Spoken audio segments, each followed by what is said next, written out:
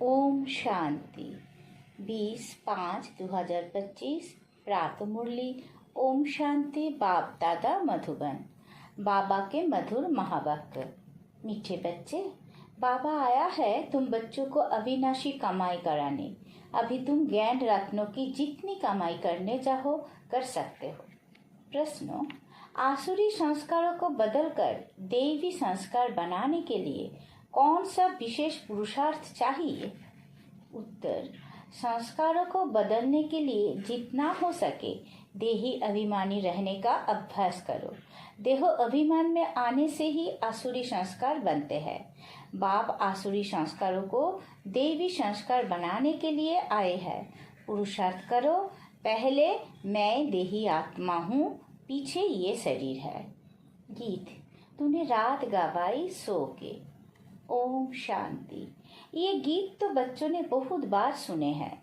रूहानी बच्चों प्रति रूहानी बाप सावधानी देते रहते हैं कि ये समय खोने का नहीं है। ये समय बहुत भारी कमाई करने का है। कमाई कराने के लिए ही बाप आया हुआ है। कमाई भी अथाह है। जिसको जितनी कमाई करनी हो उतनी कर सकते हैं। ये है अविनाशी ज्ञान रत्नों से झोली भरने की कमाई। ये है भविष्य के लिए। वो है भक्ति, ये है ज्ञान। मनुष्य ये नहीं जानते हैं कि भक्ति तब शुरू होती है जब रावण राज्य शुरू होता है। फिर ज्ञान तब शुरू होता है जब बाप आकर राम राज्य स्थापन करते हैं। ज्ञान है ही नई दुनिया के लिए, भक्ति है पुरानी दुनिया के लिए। अब बाप कहते हैं पहले तो अपने को देही आत्मा समझना है। तुम बच्चों की बुद्धि में है हम पहले आत्मा है, पीछे शरीर है। परंतु ड्रामा प्लान अनुसार मनुष्य सब रॉन्ग हो गए हैं, इसलिए उल्टा समझ लिया है कि पहले हम देहो है फिर देही है। बाप कहते हैं ये तो विनाशी है, इसको तुम लेते और छोड़ते हो। संस्कार आत्मा में रहते हैं। देह अभिमान में आने से संस्कार आसुरी बन जाते हैं। फिर आसुरी संस्कारों को देवी बनाने के लिए बाप को आना पड़ता है। ये सारी रचना उस एक रचता बाप की ही है। उनको सब फादर कहते हैं। जैसे लौकिक बाप को भी फादर ही कहा जाता है। बाबा और मम्मा ये दोनों अक्षर बहुत मीठे हैं। रचता तो बाप को ही कहेंगे। वो पहले माँ को एडॉप्ट करते हैं, फिर रचना रचते हैं। बेहद का बाप भी कहते हैं कि मैं आकर इनमें प्रवेश करता हूँ, इनका नाम बाला है। कहते भी है भागीरथ मनुष्यों का ही चित्र दिखाते हैं, कोई बेल आदि नहीं है। भागीरथ मनुष्यों का तन है। बाप ही आकर बच्चों को अपना परिचय देते हैं। तुम हमेशा कहो हम बाप दादा के पास जाते हैं। सिर्फ बाप कहेंगे तो वो निराकार हो जाता। निराकार बाप के पास तो तब जा सकते जब शरीर छोड़े। ऐसे तो कोई भी जा नहीं सकते। ये नॉलेज बाप ही देते हैं। ये नॉलेज है भी बाप के पास। अविनाशी ज्ञान रत्नों का खजाना है। बाप है ज्ञान रत्नों का सागर। पानी की बात नहीं, ज्ञान रत्नों का भंडार है। उनमें नॉलेज है। नॉलेज पानी को नहीं कहा जाता। जैसे मनुष्य को बैरिस्टरी डॉक्टरी आदि की नॉलेज होती है, ये भी नॉलेज है। इस नॉलेज के लिए ही ऋषि मुनि आदि सब कहते थे कि रचता और रचना के आदि मध्य अंत की नॉलेज हम नहीं जानते। वो तो एक रचता ही जाने। झाड़ का बीज रूप भी वही है। सृष्टि के आदि मध्य अंत का नॉलेज उसमें है। वो जब आए तब सुनाए। अभी तुमको नॉलेज मिली है तो तुम इस नॉलेज से देवता बनते हो। नॉलेज पाकर फिर प्रारब्ध पाते हो। वहाँ फिर इस नॉलेज की दरकार नहीं रहेगी। ऐसे नहीं कि देवताओं में ये ज्ञान नहीं है तो अज्ञानी है, नहीं। वो तो इस नॉलेज से पद प्राप्त कर लेते हैं। बाप को पुकारते ही है कि बाबा आओ, हम पतित से पावन कैसे बने, उसके लिए रास्ता अथवा नॉलेज बताओ, क्योंकि जानते नहीं। अभी तुम जानते हो हम आत्माएं शांति धाम से आई है, वहाँ आत्माएं शांत में रहती है। यह आए है पाठ बजाने। ये पुरानी दुनिया है तो जरूर नई दुनिया थी। वो कब थी, कौन राज्य करते थे, ये कोई नहीं जानते। तुमने अभी बाप द्वारा जाना है। बाप है ही ज्ञान का सागर, सदगति दाता। उनको ही पुकारते हैं कि बाबा आकर हमारे दुख हरो, सुख शांति दो। आत्मा जानती है परंतु तमो प्रधान हो गई है, इसलिए फिर से बाप आकर परिचय दे रहे हैं। मनुष्य ना आत्मा को ना परमात्मा को जानते हैं। आत्मा को ज्ञान ही नहीं जो परमात्मा अभिमानी बने। आगे तुम भी नहीं जानते थे, अभी ज्ञान मिला है तो समझते हैं बराबर सूरत मनुष्य की थी और सीरत बंदर की थी। अभी बाप ने नॉलेज दी है तो हम भी नॉलेजफुल बन गए हैं। रचता और रचना का ज्ञान मिला है। तुम जानते हो हमको भगवान पर आते हैं तो कितना नशा रहना चाहिए। बाबा है ज्ञान का सागर, उनमें बेहद का ज्ञान है। तुम किसके पास भी जाओ, सृष्टि के आदि मध्य अंत का ज्ञान तो क्या, परंतु हम आत्मा क्या चीज है वो भी नहीं जानते। बाप को याद भी करते हैं, दुख करता सुख करता, फिर भी ईश्वर सर्वव्यापी कह देते हैं। बाप कहते हैं ड्रामा अनुसार उन्हों का भी कोई दोष नहीं। माया बिल्कुल ही तुच्छ बुद्धि बना देती है। कोड़ी को फिर गंध में ही सुख भासता है। बाप आते हैं गंध से निकालने। मनुष्य दलदल में फंसे हुए हैं, ज्ञान का पता ही नहीं है तो क्या करे। दुबन में फंसे पड़े हैं, फिर उनको निकालना ही मुश्किल हो जाता है। निकलकर आधा पौना तक ले जाओ, फिर भी हाथ छुड़ाए गिर पड़ते हैं। कोई बच्चे औरों को ज्ञान देते देते स्वयं ही माया का थप्पड़ खा लेते हैं, क्योंकि बाप के डायरेक्शन के विरुद्ध कार्य कर लेते हैं। दूसरों को निकालने की कोशिश करते और खुद गिर पड़ते हैं।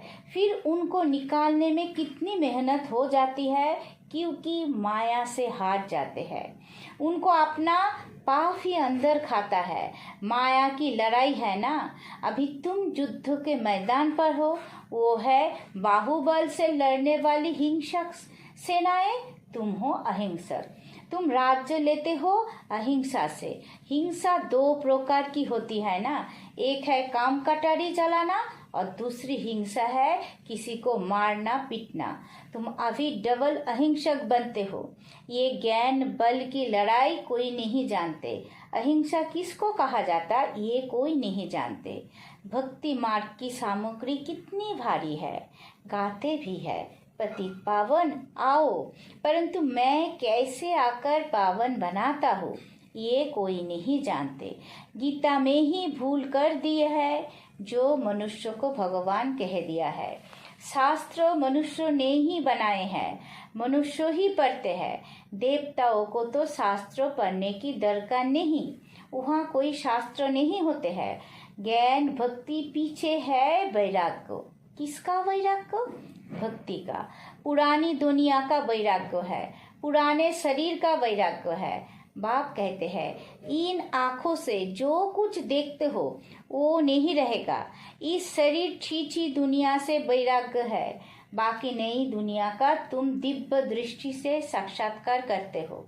तुम पढ़ते ही हो नई दुनिया के लिए। ये पढ़ाई कोई इस जन्म के लिए नहीं है, और जो भी पढ़ाई है वो होती है उसी समय उसी जन्म के लिए। आप तो है संगम, इसलिए तुम जो पढ़ते हो उसकी प्रारब्ध तुमको नई दुनिया में मिलती है। बेहद के बाप से कितनी बड़ी प्रारब्ध तुमको मिलती है। बेहद के बाप से बेहद सुख की प्राप्ति होती है। तो बच्चों को पूरा पुरुषार्थ कर श्रीमत पर चलना चाहिए। बाप है श्रेष्ठ ते श्रेष्ठ, उनसे तुम श्रेष्ठ बनते हो। वो तो सदैव है ही श्रेष्ठ, तुमको श्रेष्ठ बनाते हैं। 84 जन्मों लेते लेते फिर तुम भ्रष्ट बन जाते हो। बाप कहते, मैं तो जन्म मरण में नहीं आता हूँ, मैं आधी भाग्यशाली रात में ही प्रवेश करता हूँ जिसको तुम बच्चों ने पहचाना है। तुम्हारा अभी छोटा झाड़ है, झाड़ को तूफान भी लगते हैं ना, पत्ते झड़ते रहते हैं, ढेर फूल निकालते हैं, फिर तूफान लगने से गिर पड़ते हैं। कोई कोई अच्छी रीति फल लग जाते हैं, फिर भी माया के तूफान से गिर पड़ते हैं। माया का तूफान बहुत तेज है, उस तरफ है बाहुबल, इस तरफ जोगबल अथवा याद का बल। तुम याद अक्षर पक्का कर लो। वो लोग जोग जोग अक्षर कहते रहते हैं, तुम्हारी है याद। चलते फिरते बाप को याद करते हो, इसको जोग नहीं कहेंगे। जोग अक्षर सन्यासियों का नामिक्रमी है। अनेक प्रकार के जोग सिखाते हैं। बाप कितना सहज बतलाते हैं। उठते बैठते चलते फिरते बाप को याद करो। तुम आधा कल्प के आशिक हो, मुझे याद करते आए हो। अब मैं आया हूँ। आत्मा को कोई भी नहीं जानते, इसलिए बाप आकर रियलाइज कराते हैं। ये भी समझने की बड़ी महीन बातें हैं। आत्मा अति सूक्ष्म और अविनाशी है। ना आत्मा विनाश होने वाली है, ना उनका पाठ विनाश हो सकता है। ये बातें मोटी बुद्धि वाले मुश्किल समझ सकते हैं। शास्त्रों में भी ये बातें नहीं है। तुम बच्चों को बाप को याद करने की बहुत मेहनत करनी पड़ती है। ज्ञान तो बहुत सहज है, बाकी विनाश काले प्रीत बुद्धि और विपरीत बुद्धि ये याद के लिए कहा जाता है। याद अच्छी है तो प्रीत बुद्धि कहा जाता है। प्रीत भी अव्यभिचारी चाहिए। अपने से पूछना है, हम बाबा को कितना याद करते हैं। ये भी समझते हैं बाबा से प्रीत रखते रखते जब कर्मातीत अवस्था होगी तब ये शरीर छूटेगा और लड़ाई लगेगी। जितना बाप से प्रीत होगी तो तम प्रधान से सत्व प्रधान बन जाएंगे। इम्तिहान तो एक ही समय होगा ना। जब पूरा समय आता है, सबकी प्रीत बुद्धि हो जाती है, उस समय फिर विनाश होता है। तब तक झगड़े आदि लगते रहते हैं। विलायत वाले भी समझते हैं अभी मौत सामने है। कोई प्रेरक है जो हमसे बॉम्ब्स बनवाते हैं, परंतु कर क्या सकते हैं। ड्रामा की नूंद है ना।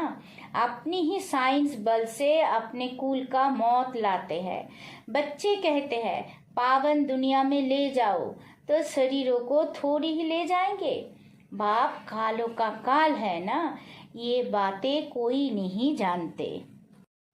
गाया हुआ है, मिरुआ मौत मलुका शिकर। वो कहते विनाश बंद हो जाए, शांति हो जाए। अरे विनाश बिगड़ सुख शांति कैसे स्थापन होंगी। इसलिए चक्र पर जरूर समझाओ। अभी स्वर्गों के गेट खुल रहे हैं।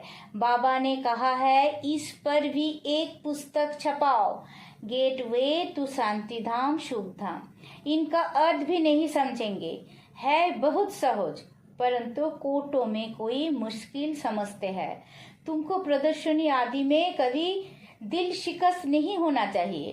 प्रोजा तो बनती है ना, मंजिल बड़ी है, मेहनत लगती है। मेहनत है याद की, उसमें बहुत फेल होते हैं। याद भी अव्यभिचारी चाहिए। माया घड़ी घड़ी भुला देती है।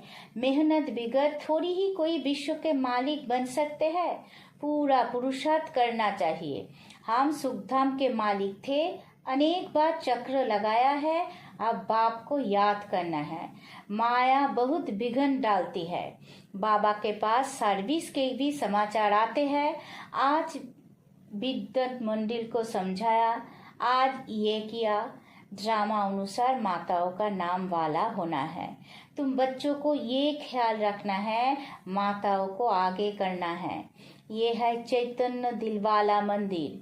तुम चैतन्य में बन जाएंगे, फिर तुम राज्य करते रहेंगे। भक्ति मार्ग के मंदिर आदि रहेंगे नहीं। अच्छा, मीठे मीठे सिक्की लधे बच्चों प्रति माता पिता बाप दादा का याद प्यार और गुड मॉर्निंग। रूहानी बाप की रूहानी बच्चों को नमस्ते। हम सब रूहानी बच्चों की रूहानी माता पिता बाप दादा को याद प्यार गुड मॉर्निंग, नमस्ते नमस्ते नमस्ते। सदा रहेंगे हंसते। शुक्रिया मीठा बाबा, शुक्रिया। धारणा के लिए मुख्य सार। पहला पॉइंट, एक बाप से अव्यभिचारी प्रीत रखते रखते कर्मातीत अवस्था को पाना है। इस पुरानी देहों और पुरानी दुनिया से बेहद का वैराग्य हो। दूसरा पॉइंट, कोई भी कर्तव्य बाप के डायरेक्शन के विरुद्ध नहीं करना है। युद्ध के मैदान में कभी भी हार नहीं खानी है, डबल अहिंसक बनना है। वरदान, शुभ भावना से सेवा करने वाले बाप समान अपकारियों पर भी उपकारी भवो। जैसे बाप अपकारियों पर उपकार करते हैं, ऐसे आपके सामने कैसे भी आत्मा हो, लेकिन अपने रहम की वृत्ति से शुभ भावना से उसे परिवर्तन कर दो। यही है सच्ची सेवा। जैसे साइंस वाले रेत में भी खेती पैदा कर देती है, ऐसे साइलेंस की शक्ति से रहम दिल बन अपकारियों पर भी उपकार कर धरनी को परिवर्तन करो। 100 परिवर्तन से शुभ भावना से कैसी भी आत्मा परिवर्तन हो जाएगी, क्योंकि शुभ भावना सफलता अवश्य प्राप्त कराती है। स्लोगन, ज्ञान का सिमरन करना ही सदा हर्षित रहने का आधार है। अब बैक तो इशारे रूहानी रॉयल्टी और प्योरिटी की पर्सनालिटी धारण करो। आप ब्राह्मणों जैसी रूहानी पर्सनालिटी सारे कल्प में और किसी की भी नहीं है, क्योंकि आप सबकी पर्सनालिटी बनाने वाला ऊंचा स्वयं परम आत्मा है। आपकी सबसे बड़े ते बड़ी पर्सनालिटी है सपनों बा संकल्प में भी संपूर्ण प्योरिटी। इस प्योरिटी के साथ साथ चेहरे और चलन में रूहानियत की भी पर्सनालिटी है। अपनी इस पर्सनालिटी में सदा स्थित रहो तो सेवा सतो होगी। ओम शांति।